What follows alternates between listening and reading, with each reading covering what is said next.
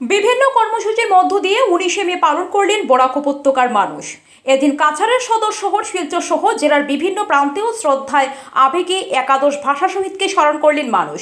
সকাল 9টায় শিলচর ভাষা শহীদ স্টেশনে শহীদ বেদি ও শ্মশানঘাটে শহীদ বেদিতে ভাষা শহীদদের শ্রদ্ধাঞ্জলি জানান বিভিন্ন দল সংগঠনের কর্মকর্তারা। পরে আয়োজন করা হয় সাংস্কৃতিক অনুষ্ঠান, পাশাপাশি আয়োজন করতে দেখা যায় পথ নাটিকাও।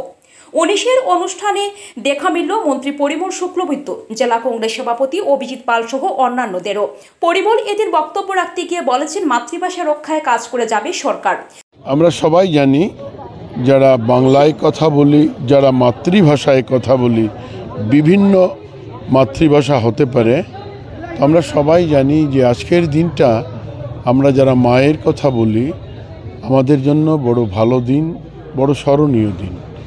কারণ 61-র আজকের দিনটায় মাতৃভাষার প্রতি সম্মান জানিয়ে আমাদের এই মাটিতে আমাদের সমাজ ব্যবস্থার থেকে বাংলা ভাষার জন্যে 11 জন শহীদ হয়েছিলেন। আর ওই সময় থেকেই আমরা মাতৃভাষার প্রতি যারাই আমাদের মমতা আছে, যারাই আমরা মাতৃভাষাকে সম্মান করি, বিভিন্ন মাতৃভাষার আসতে পারেন, কোনো অসুবিধা নেই, আসছেনও। তো তারা আসেন আর এই দিনটা এই শ্মশানে আসেন।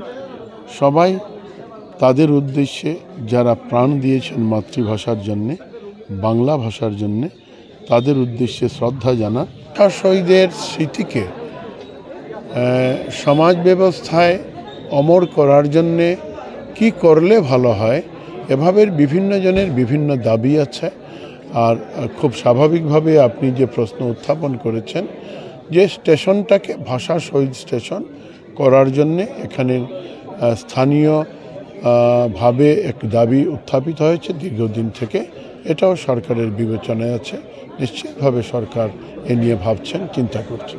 জেলা কংগ্রেস সভাপতি অভিজিৎ পাল একাদশ ভাষা শহীদকে শ্রদ্ধা জানিয়ে সরকারের কাছে দাবি রাখেন, সরকার যেন শীঘ্রই শিলচর রেল স্টেশনকে ভাষা শহীদ স্টেশনের মর্যাদা দেয়।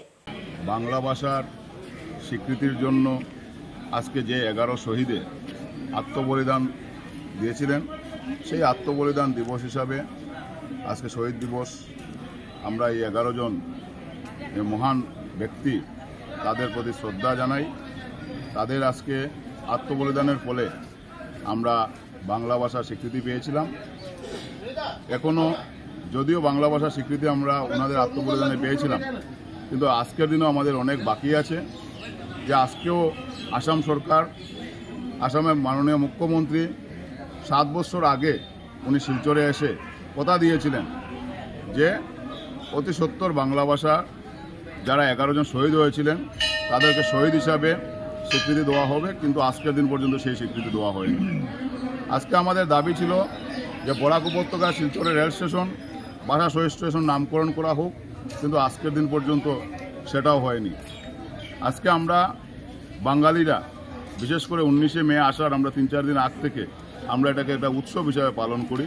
এটা উৎসব নয়, এটা আমাদের একটা লড়াইয়ের অঙ্গ।